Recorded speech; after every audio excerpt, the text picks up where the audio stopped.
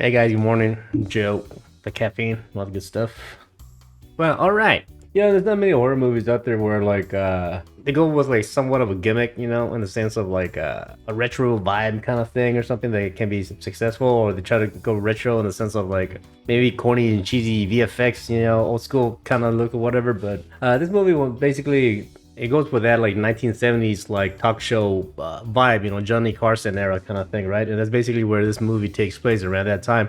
This main host guy here, he's trying to like compete with Johnny Carson, and he makes a deal with the devil, to get her popular and all that good stuff. And of course, because the devil's an asshole, he basically does make him popular, but in a bad way. One of those things, right? You're like, oh, you got what you wish for, but in a negative manner, kind of thing, right? So overall, this movie's good. I really liked it. I thought they did a good job with it. If you're into horror movies, you definitely love it. If you don't like horror movies, I actually would suggest this, to be honest. It's not like extreme as other horror movies can be, that's for sure, right? In the sense that, there's no sex, nothing too gross. It has a right amount of creepiness, right? So if you're okay with The Exorcist, you'll be okay with this one. I'll put it that way. Actually, The Exorcist is more gruesome than this one. This one's definitely a few steps down from it, I'll admit.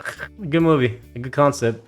Yeah, the whole movie is in like the 4:3 aspect ratio or whatever, like the old school TV thing. So you don't notice it. They did a good job with it, which I think it's why watching it in a movie theater is actually better because you have the big screen, right? But if you're watching it at home, you're probably gonna have that like boxed visual, which shouldn't be that bad, right? Yeah, but they did a good job with it. I went with some friends to go watch it, and they were like saying, "Oh, it felt like a slow burn at first, right? Like it kind of like was like kind of slow at first." I didn't feel that way, to be honest. I felt like it was a good paced movie, really. I mean, like slow in the sense of like before anything crazy happens, but I mean, you see the story develop, and like you can kind of see what was going on, and they did a good job with that. The pacing was right for me, at least. I didn't feel bored whatsoever, and yeah, I did hold my piss for this guy because I didn't want to miss anything. So it's a good movie. I suggest it for both horror fans and non-horror fans alike. You probably like this one. It's really good.